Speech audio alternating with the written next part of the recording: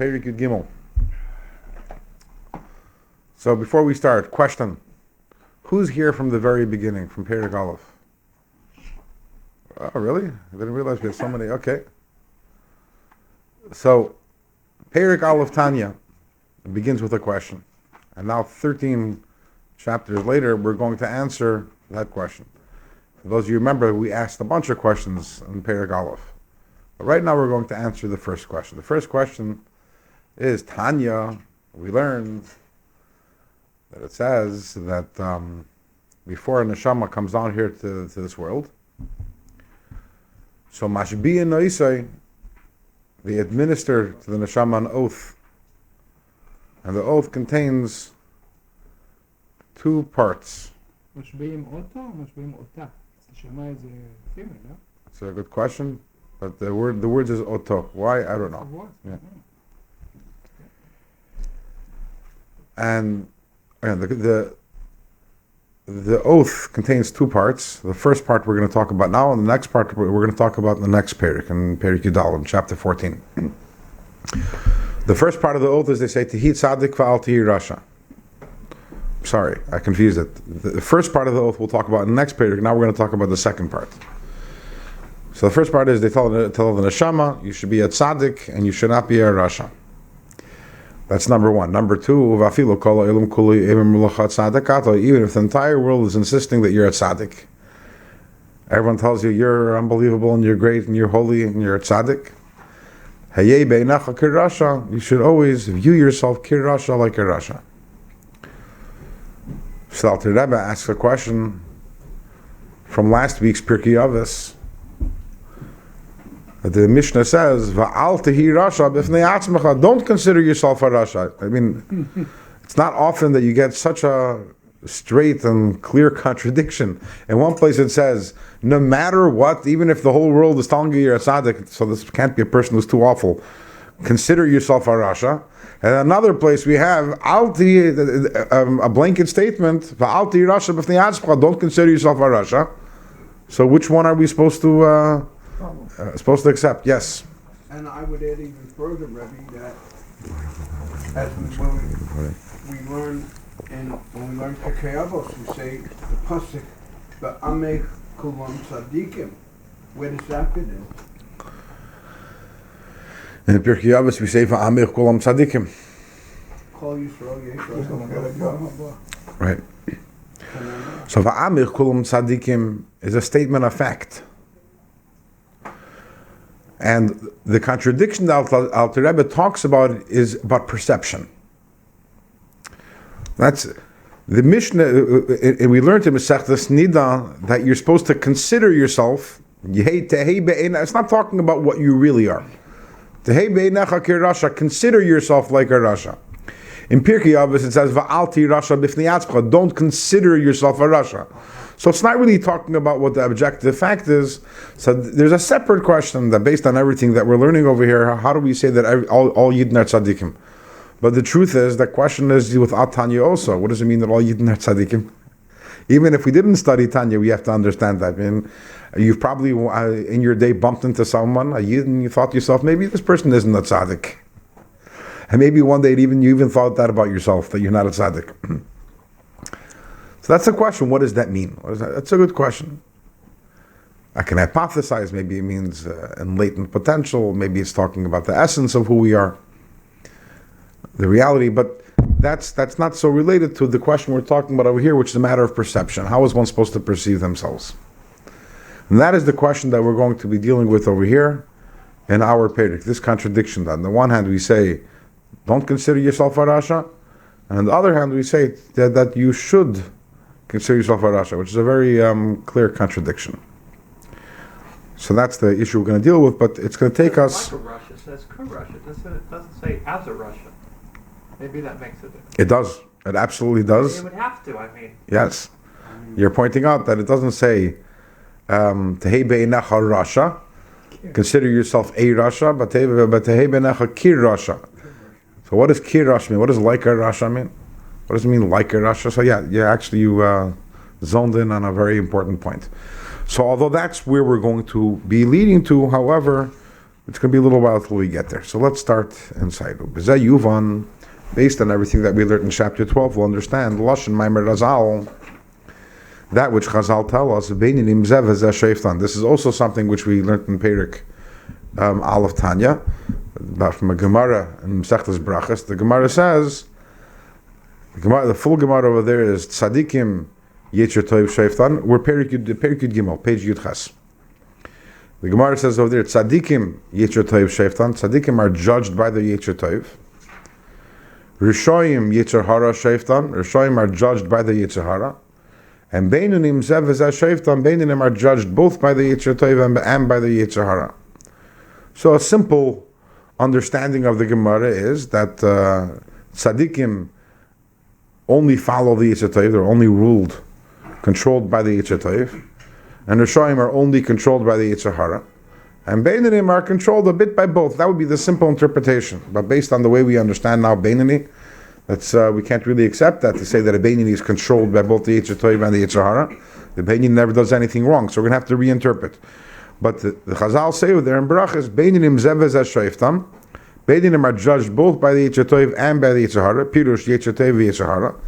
Diksiv, as it says in the pasuk in Tehillim, Ki Yamoid Liyamin Evyoin, that Hashem stands to the right side of the pauper, Lahishia, to help him, to save him, Mishayiftei Nafshei, from those who judge his soul. So the first thing that the Rebbe is going to point out is that the word Shoifet means a judge. Now, if you want to say that the Beinuni is controlled by, ruled by, both the Yetzer Tov and the Yetzer Hara, the more precise Hebrew word would be Zev V'Zeh Moishlan. Both of them control him, rule him, dominate over him. What is a Shofet? A Shofet is a judge. Why does he use the term judge? The Gemara doesn't say, God forbid, that a Beinuni is controlled, dominated by both the Yetzer Tov and the Yetzer Hara. Because if and when the Yetzer Hara has any sort of control, Bi'ir Ketana, in the small city, in other words, in the person's body, Afilu L'Fisha Kala, even if it's temporary, a fleeting moment, Nikra Rasha Ba'es Rasha. So at that time, he's not a Beinuni, he's a Rasha. So it would be a contradiction in terms to say that a Beinuni is controlled by the Yetzer Hara, because if he's controlled by the Yetzer Hara, then he's a Rasha. Rather, the Alter Rebbe is going to explain that this is more understood if we understand it from the Jewish perspective. That a regular Bezdin is not a single person, but is a panel of at least 3 judges. So the fact that a judge renders an opinion doesn't necessarily mean that that's going to be the halacha. So you have, the Alter Rebbe is going to say that by the Beinuni, you have one judge is the Yetzer Hara, the Nefesh Bahamis. It gives its opinion. Its opinion is that it wants to enjoy life and it wants to indulge, etc. And that opinion is immediately countered by the second judge. Who is the second judge? The Nefesh Elokis, who immediately objects. Objection, Your Honor. No, that's not what we're going to be doing. And now we're going to need the third judge to weigh in and see who the third judge is going to agree with. So let's see who's going to be the third judge over here. Allah Yetzer Hara in Iraq, the Yetzer Hara is only al darach mashal. By way of analogy, k'meshefet v'dayan, like a judge, or emer daiti b'mishpat, who gives his opinion. He gives his verdict. But still, it could very well be. That's not going to be the final ruling. Lemaisa, practically speaking, because there's another judge, who's arguing on him. You need a third judge who's going to decide. And the halacha follows the third judge, the one who's going to take a position. Exactly. The exact same thing. Yetzer Hara expresses its opinion. Where does it express its opinion? Left side of the heart. Immediately, when a person has a desire which starts in the heart, it goes up to the mind, and the person thinks about it. Immediately, it's met by an absolute rejection from the second judge. The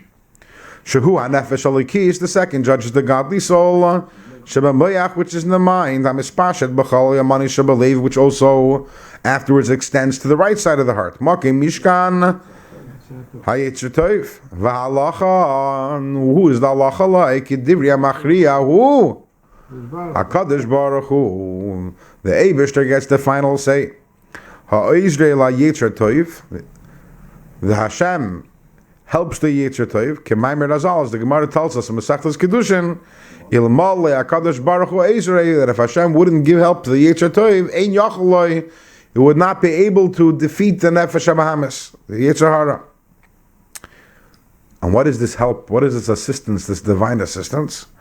For Ezer he, the assistance is Ha'ara, the light, Shemeir Ir Hashem al Nefesh Alikis, the divine light which shines on the Nefesh Alikis, Liis La Yisrein Ushlita, which allows it to have an advantage over and a domination over Sichlus Hachsil, the foolishness of the fool, the Yetzer Hara, Kinal, the advantage that the Yetzer Tov, the Nefesh Alikis, has over the Nefesh HaBahamis, which is similar to the advantage that light has over darkness, as we explained earlier in chapter 12. So we have here the Nefesh HaBahamis is one judge, Nefesh Alikis is another judge, and then there is the natural advantage which Hashem gave the Nefesh Alikis, which we discussed in last chapter, and that is the third judge, and that is how the Nefesh Alikis has the ability to overpower. So that's why we say Zev v'zeh shoiftan, and we don't say Zev v'zeh moishlan. That the Beinani has two judges, but not two rulers. We don't see in Rosh Hashanah and Kippur that Kadosh Baruch Hu is the Shofet Kol, the whole world. He's the one that's standing and judge every person in the world. Right. So it says, and the Gemara says, Tzadikim Yetzer Tov Shoiftan. Tzadikim are judged by the Yetzer Tov. Why doesn't it say over there Moishlan? The answer is that Taka, the Nefesh Alikis is the judge, Nefesh HaBahamis is a judge. When one judge gives a ruling, so that ruling takes effect, unless there's another judge that will argue. If the other judge argues, that's when you need to have the third opinion to come in. It's a big problem on the Supreme Court, I think. They have 8 judges. They have only 8 judges, so if they're divided evenly, there's nothing what to do. So then the appellate court ruling stands, but it doesn't become the law of the land. That's all confusion. So you have to have but if there's only one judge, that's fine. So the tzaddik has only one judge. That's the Nefesh Alikis. So as soon as it renders its ruling, there's no one to counter it. So that becomes the law of the land. Hashem is one judge. So when he gives the rule, he gives the law. That's it. There's no second judge to dissent. We have a lawyer here on the table that he understands that very well. Okay. I'm just a Beinani like anyone else. But then, Like anyone else? then That's what the Baal Tanya says. We're all Beinani. that's correct. That's correct. You sure to that? We're all on the Beinani is our level. In other words, a Beinani is a struggler. We're all strugglers, and the apex of that is the actual Beinani. But we're all Beinani in potential. Because he doesn't always Right. But we're the Machriya. hold your thoughts. The first words of Perek Yudalid, we'll delve into that. The next chapter, first words. The what? V'hinei midas habeinini hi midas kol adam. It's the first word. It's the first line of chapter 14. We'll get there. I'm always jumping the gun. Yeah, it's a good thing.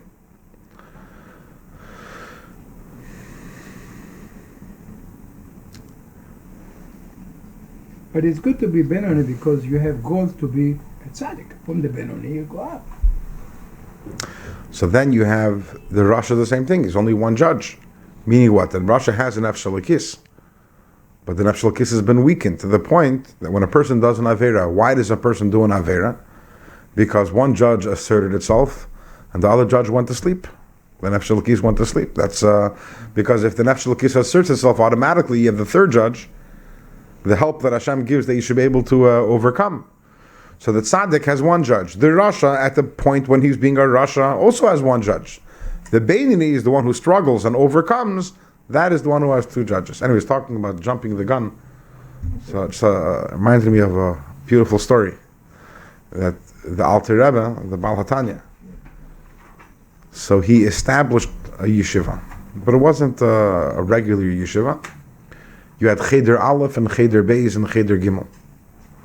You had three groups, three Cheders. The highest was Cheder Aleph. So to be in Cheder Aleph, I don't remember the exact specifications, but something like you had to know Bavli or Shalmi and all the Poskim by heart, something of that sort, like some crazy IQ. IQ and knowledge. You can have a lot of IQ, but if you didn't spend the years learning, and Cheder Beis was only, I don't know, maybe only Talmud Bavli. I just don't remember the exact, but it was, and Cheder Gimel was maybe for the more average people. And the Alter Rebbe himself, as we know, the Alter Rebbe didn't only write Tanya, he also wrote the Shulchan Aruch Harav. He was a Goyin Olam also in Nigla Torah, which you can also see a little from the Tanya over here.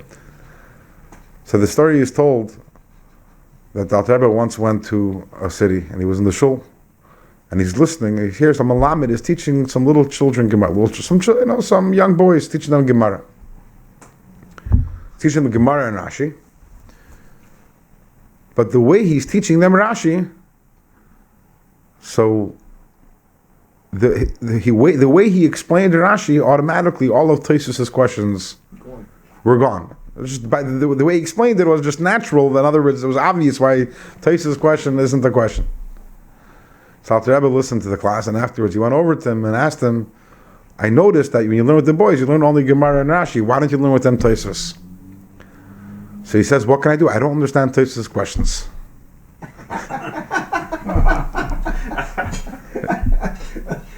Welcome to the club. He learned Rashi so well that there were no questions. Because the story is told, Alter Rebbe said, I have a job for you. Come to my Cheder Aleph. I want you to teach a little for me. The Cheder Rishon, the first, teach these big Go'inim. You don't know how to learn Tosfos. I want you to teach these big Go'inim how not to learn Tosfos. You talk about jumping the gun that you hear and you're already... I have to understand what's going on. I don't understand. Okay, back to the Tanya. However, we have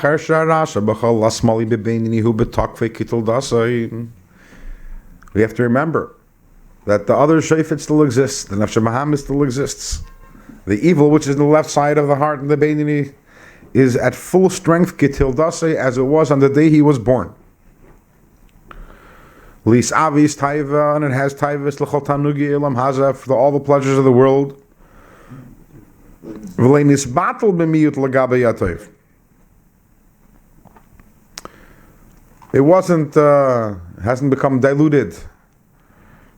V'leinit chamem m'koymei klal, it hasn't been pushed away from its place at all. Rak, the only thing is, she'ein l'ishtlita memshallah, it doesn't have, the Nefesh Bahamis does not have the power and the control Lispashet be'evri haguf, to spread in the limbs of the body, to express itself in the limbs of the body, and even that is because of Hashem's who stands to the right side of the pauper. When you say to the right side, in other words, the right side of the heart, in other words, he sides with the Nefesh Bahamis, the right side, and assists and illuminates the Nefesh Elokis and allows it to be victorious over the Nefesh Bahamis. L'chei nikra, that's why the Beinoni is called Kir Rasha. K'maimer Razal, afilo kol ha'ilum kuliyim l'chot tzadikata, as Chazal tell us, that even if the entire world tells you that you're a tzadik, heyeh beinecha Kir Rasha, consider yourself like a Rasha. V'loi Rasha mamish. Not a Rasha mamish. And what is a Kir Rasha? A Beinoni is called Kir Rasha. Why is a Beinoni called Kir Rasha? So based on what we've learned until now, it should be answer should be somewhat obvious. If you have if a tzaddik is a 10 and a Rasha is a 1, where would you put the Beinoni? 5. You put him as a 5. So why a 5? So the truth is, it's a complicated question. Because if you're talking about in terms of his behavior, he's a Be 10. an 8. He should be an 8. In terms of his behavior, he's a 10. Behavior-wise, he's perfect. Behavior is perfect like the tzaddik. If you're talking about what's going on inside, the human struggles and the way he thinks and the way he operates, he's a 1. You're just like the Russia. So you're gonna say, okay, so then Ebazay, stick him right in the middle, make it a 5. But that's not really correct. Because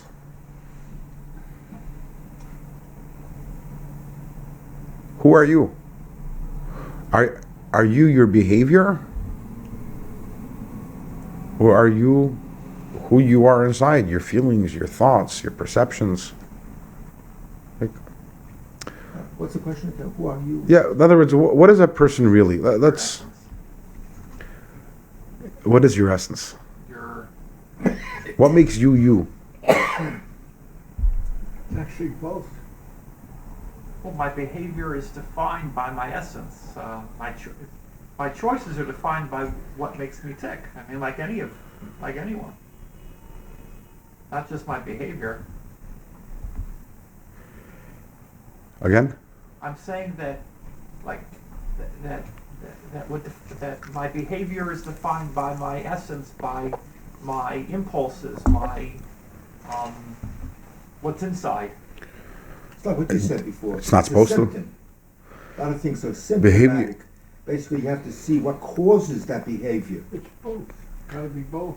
Who you are is your internal struggles and the Yeah. resultant behavior externally. It's a symbiotic relationship. You're a lawyer, you said? I didn't know that until now. Yeah. What kind of lawyer are you? Litigation.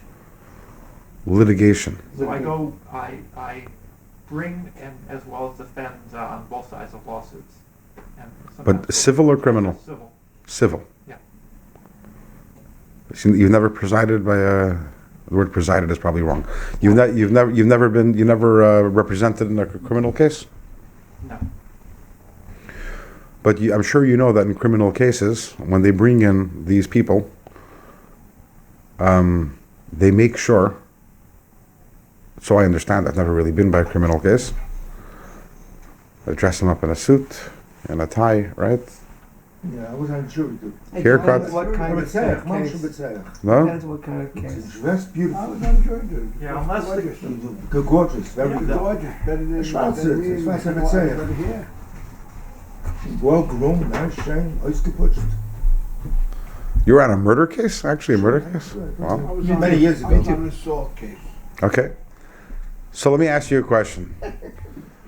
This defendant who's dressed so impeccably in suit and tie, is he any less evil than when he's dressed in his cut-up jeans and his... Because he's wearing nice clothing, but who is he? His essence Inside. may be evil. Now, if we're going to use this analogy and go back to Tanya, what we learned in earlier chapters, behavior is called levushim.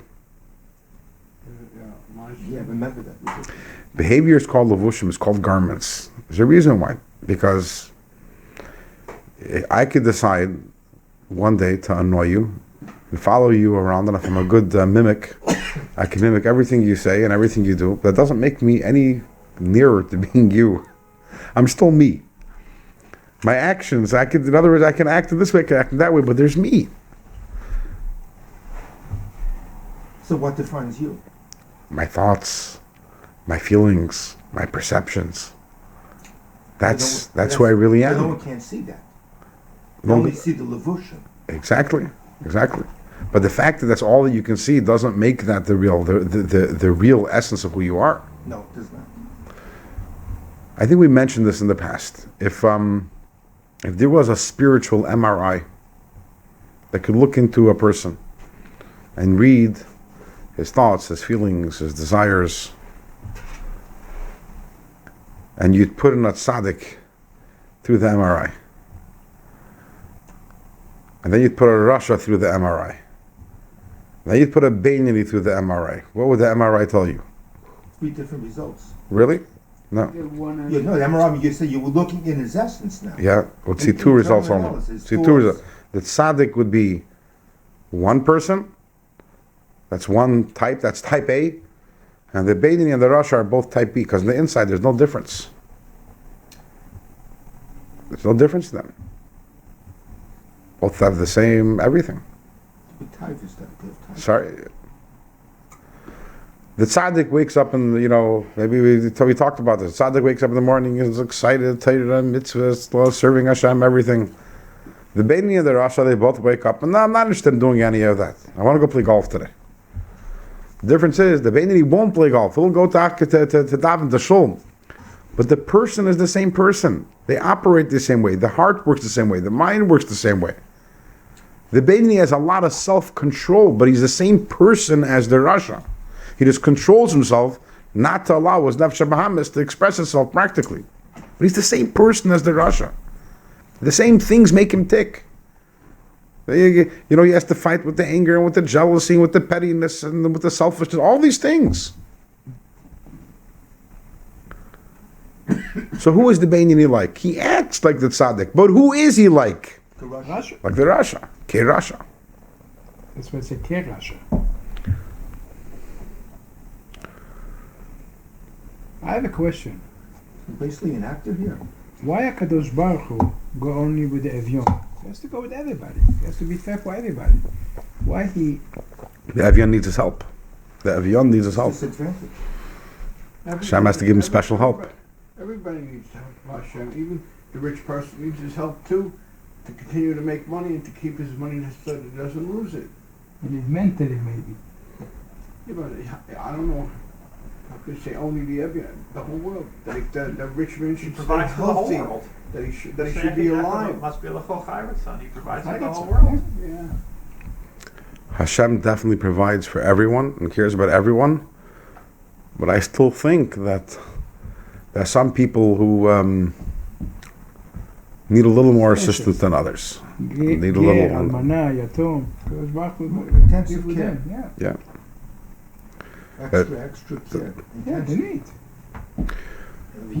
But spiritually, we're all Evyans, and that's because the Evyan is the Beinoni, the person who's torn between the Nashal Kis and the Nashal Bahamis. It's Toiv Sahara, and Hashem is there to help him. So this is a very nice drasha. That what the Beinoni is Ke Rasha, and he really is. The Beinoni really is Ke Rasha, meaning we've spoken about this. There are only two types of people. There aren't three types of people. It's not that there's a type of person called a Beinoni and a type of person called a tzaddik and a type of person called a Rasha. No, there's those who struggle and there's those who are perfect. Perfect people are tzaddikim. They don't struggle anymore. All they have is the nefesh alakis, and they're filled with love for Hashem and awe of Hashem, and everything they see through a prism of kedusha. And then there are those of us who are selfish people, self-centered people, and we're constantly struggling, and then what differentiates us is our ratio of success in controlling who we are, the nefesh habahamis. But what is the larger point we're saying over here? What is the context of Ke Rasha? Even if the whole world tells you you're tzaddik, Tehei beinecha Ke Rasha. So what does that mean? Don't believe the world. 2 lines from the bottom of page Yud Ches. Don't believe the world. The world is telling you that you're perfect. You're not bad. Nothing bad within you. That's the madriga of a tzaddik. Rather, you should consider yourself as if the essence of the evil within you, is at full strength, in the left side of the heart, as it was when you were born. It has not budged even a drop. It's the contrary. Not only has the nefesh habahamis become weaker, it's become stronger. Over the course of years, because a person indulges it with eating and drinking, which all these things serve, and all other worldly things. And the more you eat and the more you drink and the more you indulge in worldly things, even if it's not, we're talking about things which are completely mutter, they have and they have a coarsening effect upon a person. But we have to step back a second. The Alter Rebbe begins Tanya with this point, the idea of, so we already, you have this contradiction. Am I supposed to view myself as a Rasha or not? So by now we've resolved it. You're not supposed to view yourself as a Rasha, as an evil person. The Mishnah Pirkei Avos is saying, never define yourself as an evil person. And what the Brisa is saying in Masechtas Nida is, never view yourself as a tzaddik. Always consider yourself at most to be a Benjamin. So technically everything is fine. But what's the message here? What does this mean? Don't view myself as a tzaddik. I should think I'm a Benjamin. I think the Baal Tanya wanted to teach us to be an anav. Even the whole world said you are a tzaddik, כאילו רשע. You're anav. But what's the truth? The truth is like he's Karosha, like a Russia. Anava doesn't mean that. Well, one second. He feels vulnerable. That could be. Oh, he has a sense of vulnerability because he knows his yates. Very good. Very good. That's exactly where. That's an important message. He's very vulnerable and he needs a lot of help. We're going to talk about that in a moment, but you're on target. We're getting people who are ahead of their times today. Yeah. Anava doesn't mean not recognizing who you truly are. Anava means that despite the fact that you know who you are and all your advantages and all your talents, that you don't take it, you don't, because of that, become arrogant and you don't condescend to other people. I saw an example recently. Imagine if you have two people chopping down trees in a forest. And one of them has a big electric chainsaw, and the other one has a nail clipper. Mm-hmm. And he's chopping down trees with a nail clipper. And surprise, surprise, it turns out that the person with the electric saw is cutting down trees faster than the person with the nail clipper for some reason. And can you imagine him going over to the person with the nail clipper and talking about it? I'm so superior to you. Look how many trees I'm cutting down. I cut down 100 trees to your one tree. What are you talking about? You were given a chainsaw and you're given a nail clipper. There's nothing to be proud about. It's not you, it's the chainsaw. And the same thing is in terms of the talents that were given by Hashem. So, look, I learned 25 Masechtas, you learned one Masechta. Obviously, to say that is Midas Rois. I'm not talking about, but even to feel that look how superior I am to another person because of my talent in this area, that area. You were given a chainsaw, he was given nail clippers. And obviously for whatever reason, that was Hashem, that's your purpose and that's his purpose. And it's nothing what to be proud of. So, another doesn't mean that I should deliberately think that I'm less than what I am. In other words, and delude myself. But anava means that recognizing who I truly am, but at the same time, that it shouldn't get to my head. So the question is again, why Taka? Why is what this admonishment? Don't think you're a tzaddik. Always recognize you're a Beinoni. What's the point? So what you said is very correct. We always have to recognize our vulnerability. Going back to what we said earlier. There are two types of people out there. There is the tzaddik, angels in human form. The only difference is that they work to get there. In other words, they have to fight it. They weren't born angels, but in their current incarnation, they're angels. They have no nefesh habahamis, libi chalal bekirbi, and every act of theirs is an act which is directed by the nefesh alikis. And then there is those of us who struggle. And again, to varying degrees of success. And for those of us who are strugglers, those of us who are beinanim, it's very, very important never ever to lose sight of the fact that we're strugglers. And there are two general applications or implications of this idea. Number one, as we discussed in the last chapter, how is he able to win the fight? It's constant maintenance. Every day he has to daven, and every day he has to work to reawaken his love for Hashem. And that davening which he has in the morning leaves this impression in the mind which lasts him for the entire day. But a person, let's say, can you imagine a person after a long time struggling, I'm doing fine, okay, so I could slack off on the davening, I feel confident. The Mishnah says in Pirkei Avos, "Al tamin ba'atzmacha ad yom Mesach," which means that if you're a person who struggles, you can never ever feel confident and say, in any area, you have to recognize I can always slide, and I always have to be aware and making sure that I'm taking all the steps needed to fight my nefesh habahamis full force, because you are a struggler. And you know what? You probably always will be for the rest of your life. And that's fine. That's not a chsaron. There's nothing wrong with you. That's the way Hashem created you, and that's your avodah in this world. And make peace with it. And don't delude yourself. Everyone tells you you're perfect, and no, I'm not perfect. And you could, the whole world could think that I'm a tzaddik, but I know who I am. I know the struggles that I have inside me. Don't let the world convince you that you're a perfect person, because that's the surest way down. Now, obviously, that's in a larger context. We're talking about a person who's taka really a benyani, or maybe even a tzaddik, but also in our own lives. There are those areas in which sometimes we feel I don't have to really exert myself or struggle so much in those areas.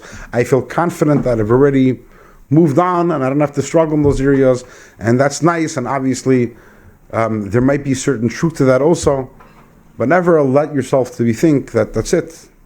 Even in that particular area, I don't have to struggle at all.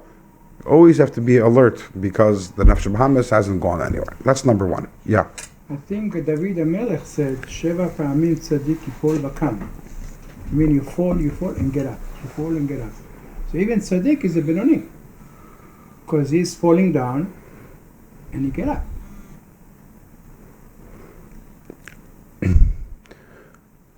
Yeah, we've been through this before. The Sheva Yipel Tzadik Vikam doesn't necessarily mean that he does an Avera. So what does it mean then? Yipel can mean that falling from his madriga to a lower level than he was beforehand. It doesn't mean that a Tzadik does an Avera. But how do you fall from one madriga to another madriga without doing an Avera? That's a very good question. So, when we finish the 53 chapters of Tanya, so right after that, 4 years from now. Come on. there's this, on page 150, Settle down. on page 150, there's something called Chinuch Katan over here. And there he talks about this whole idea of Kisheva Yipel Tzadik Vikam and why it happens. It's right over here. Page Ayin Vav, you'll see it over here. It's a whole explanation. Basically, when You can look ahead if you want. actually, it's not really relevant to what we're talking about, but he talks about how when you go from one level to another level, you're bebechinas nefila. It's by way of example. Any lack of zeal you're talking about? My daughter this year entered 9th grade. Thank you. Thank you. Baruch Hashem, I got a lot of nachas from her. She even watches this class once in a while. So I asked her about her experience in 9th grade, so she tells me that it's interesting because she went, 9th grade is high school. So she went up to higher level than where she was. But when she was in 8th grade, so her class was the king of the hill. They're the highest class in elementary. And now she went up a level, but she is right now at the bottom, right? She's not the... So Alter Rebbe says a similar thing in Kedusha. When a tzaddik rises from one level to the next level, even though that now he's in a higher level than he was, but to a certain extent he's bebechinas nefila, he's right now starting on a new level. He's in a starting place. There's a little bit of a vulnerability over there. In the bottom. He puts it in context of Chanech L'Nar Pidarke. There's a lot there, but these things are kabbalistical. What does it mean exactly when a tzaddik falls? But it doesn't mean that a tzaddik actually does an aver, because as the Gemara says, the Gemara says, It said, don't give up. Doesn't have Yitzhara. It's also true. But there's another point over here. When the Rebbe would speak about the Yetzer Hara, the Rebbe would call the Yetzer Hara the Kluginka. I don't know if the Kluginka. Anyone ever heard of that? Kluginka. I mean, they're very smart, they're very clever. Okay, I guess that has a dual connotation, either the smart one or maybe the smart aleck, which like one. Very cunning. He's cunning, yes. Clever, cunning, very. The Yetzer Hara's biggest trick is that it often confuses us. When it comes and tells us, go do an Avera, so obviously we know sometimes we're weak, another person's weak, but that's not the biggest Nisayan. The biggest Nisayan is when the Yetzer Hara tells you that it wants you to do this and this thing because it's a good thing to do. It's a mitzvah. Versteht? Reb Nachman of Breslov says that Yetzer Hara has the ability to convince a person to do an Avera and to tell him that and that the person honestly thinks that it's a mitzvah. There's Actor.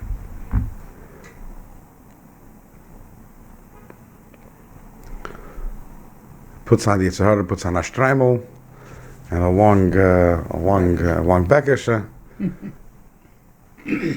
And it takes on many forms. Unfortunately, many times we know it takes on the form of bin Adam Lamakim. Bin Adam Lachavere. That we act in ways towards our fellows, and we blame it all on the Eibishter, all on Hashem. Dasan Aviram, the Kippah always talks about them. Some Sefer talks about at length how everyone had a reason why they were fighting against Moshe Rabbeinu. Kairach had his interest; he wanted to be Kohen Gadol. Bnei Reuven wanted to get the Bechira back. Everyone had their, and except for Dasan and Aviram, by them was L'Shem Shemayim. V'hatzoisam al Hashem. They had no interest; they had nothing to gain. Everybody them was L'Shem Shemayim. And some Sefer says, he says that Klal Yisrael considered Dasan and Aviram holy like Moshe Aaron. We look at them as the biggest riffraff and lowlifes that there were. But some Sefer says that in the eyes of Klal Yisrael, they had long white beards, and these were holy people, and they're fighting L'Shem Shemayim. That's the worst thing. The worst thing is not when it comes and tells us to do an Avera, because then we can be careful from it. By the Rebbe's Chasana in 1929, so the Frierdiker Rebbe gave out as a tshura. A tshura is like a memento. A ksav yad from the Alter Rebbe, a ksav yad from the Tanya. To everyone who came, a copy, which then was a big thing to make copies. And it was a letter from the Alter Rebbe to a chassid whose name was Ramesha Valenker. And we have copies of the letter today also. And in other words, a lot of the copies survived. And the Alter Rebbe writes over there, I don't remember the context, but apparently there was some sort of machlokes going on. And the Alter Rebbe says that most of the tsaras that we have in Galus is from machlokes l'shem shemayim. Even though it says in Pirkei Avos that machlokes l'shem shemayim is seifel is kayim, that's a good thing, right? Alter Rebbe says, b'mitzias, practically we see that most of the tsaras that have befallen Yidden throughout Galus are from machlokes l'shem shemayim. And I think we have to put L'Shem Shemayim in quotations. Not really L'Shem Shemayim. That's why I think we have to put in quotations. But the people who do it think it's L'Shem Shemayim. The people who do it, it's not really L'Shem Shemayim. It's really the Yetzer Hara, and it's really their own ego and their own honor. But the people who are doing it are deluded into thinking that it's L'Shem Shemayim. And you have many such stories where. We know from history, and we know probably from ourselves also. We get angry at a person, or we stand up for ourselves, and it's always L'Shem Shemayim. In this week's parsha talks all about the Kehanim.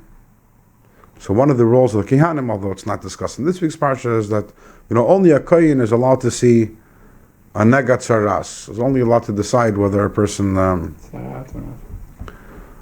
Even someone who's a big Talmud Chacham, he can't decide in Negat Sharas. He can't. It has to be Dafka Kohen. Dafka Kohen. Why a Kohen? What's a Psak Kohen? Why do you maybe say that it has to be a Sanhedrin? What's a Psak Kohen? So the Rebbe explains in a Sikha that the Mitzvah, the punishment of the Mitzvah, in a certain sense, is the worst punishment in the Torah. Solitary confinement. Badad yeshev mechutz lamachna. Today in prisons, the worst punishment that a person can get is solitary. People go nuts in solitary confinement. Literally. In other words, like meshuga, suicides, it's to be alone without human contact. It's called in Hebrew tzinok. Tzinok, right. And also, not only in Hebrew, if you look in Gemara, You have that word osa. And the Mitzrayim had to be alone. He wasn't even allowed to be together with other Mitzrayim. That was the punishment, was that he had to be alone. It's midah keneged midah, because he was the one who separated bin Adam. He was the one who made divisions between. So therefore, he was causing antisocialness. So he can't be. But it's a punishment. It's a big punishment. Who can issue such a punishment? Who can tell a person you can't be together with everyone else? You have to go and you have to be out alone outside. The only one who can do that is a descendant of Aaron, who was a Oyev Shalom and a Reid of Shalom and a Oyev Sabriyas Makar von Latayra.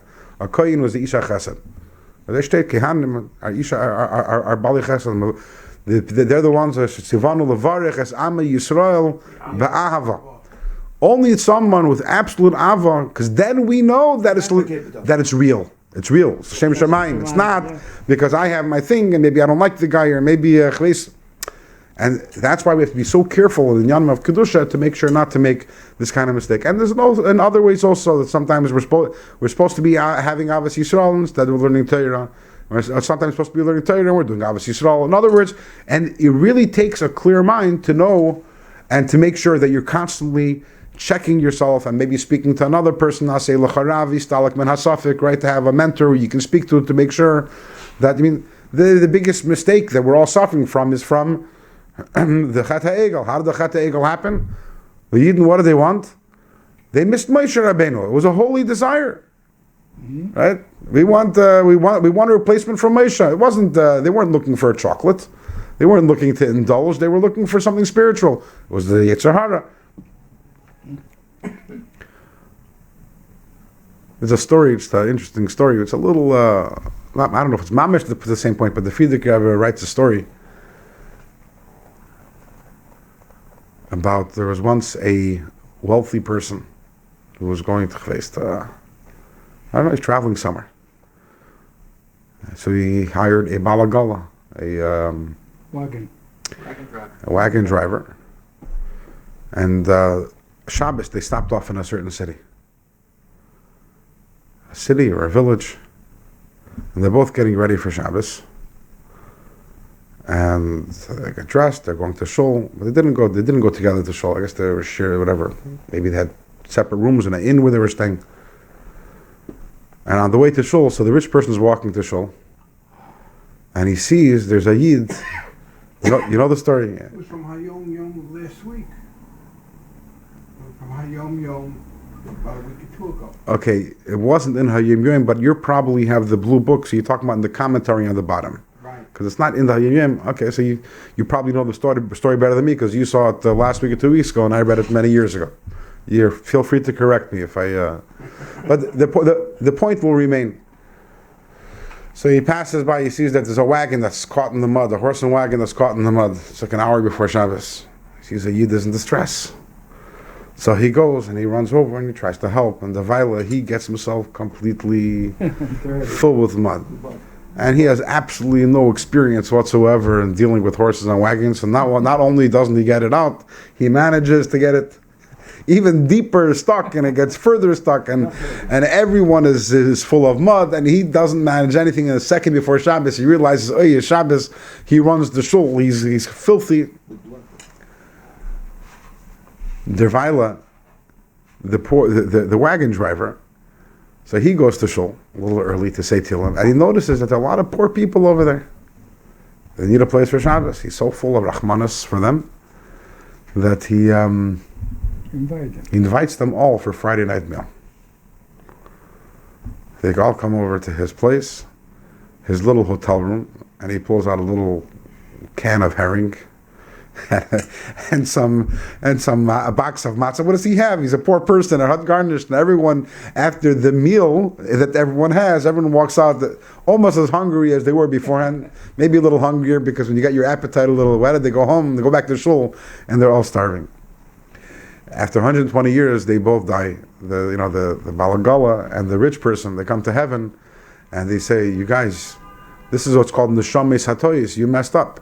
You, the balagala, you were supposed to be helping the guy pull out the horse. You, the rich person, you were supposed to invite. In other words, the Balagala should have alerted the rich person that these people needed to be invited. The rich person should have alerted to the Balagala that you need to pull out the wagon, and then everything would have been done well. So with the best of intentions, the Lepeli messed up, and they had to send them back, the Netuna Shamas, back down into this world to rectify that they did something good, but they had to rectify because it was good, but it wasn't the right thing at the right time. So that's not mamish the same Nakuda we're saying over here.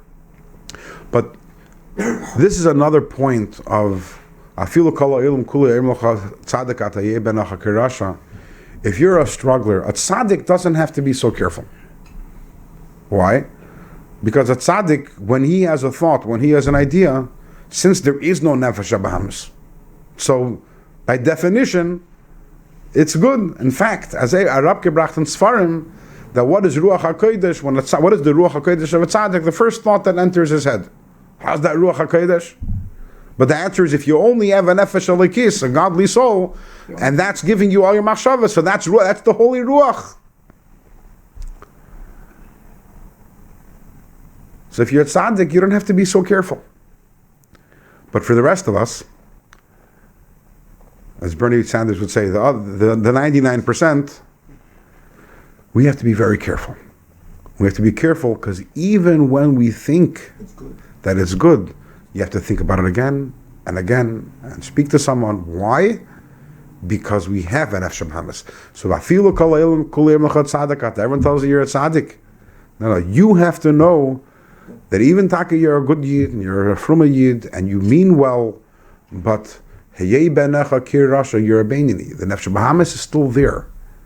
And therefore, you always have to be very careful in your way. So those are the two nekudas that us, those people who struggle, number one, never, as we said earlier, never let down our guard and realize that even if right now I'm having smooth sailing, but if I don't keep up my avodah, I don't keep up my learning, I don't keep up my davening, and my avodas Hashem, then I could slide, because when nefesh habahamis is there, that's number one. And number two is that because we have nefesh habahamis, we always have to be, whenever we get an idea, you have to pick up the hat and look really, really closely. Who is this person? Is this the person? Is this the nefesh alakis taka, or is this nefesh habahamis with a disguise? Let's take a look at that. The tzaddik deserves it to be a tzaddik. He earned it. All his life he starved for the Torah and everything. So it's not like he's getting something. He earned it. Correct. So we call him a tzaddik because he deserves it. So different than no. The tzaddik definitely earned where he got. Okay. But there could be another person who doesn't have that special neshama, who could have worked the exact same amount as the tzaddik and exerted himself, and he's still going to be a beinoni. So yes, the tzaddik earned it, but it's not as if you say, he earned that, and you just didn't earn it yet. It's not that simple. In other words, you can't. A propensity to be a tzaddik. It was in him. It's like an instinct. The potential. God-given potential to be given to that tzaddik and not to nobody. But the tzaddik had to work very hard to get where he is. So he did earn it. On one hand, you're correct. He did somewhat earn it. To be done. It's doable, but for Benny, it's not doable. Correct. And we'll learn about this more, Mitch, in the next chapter. Yes.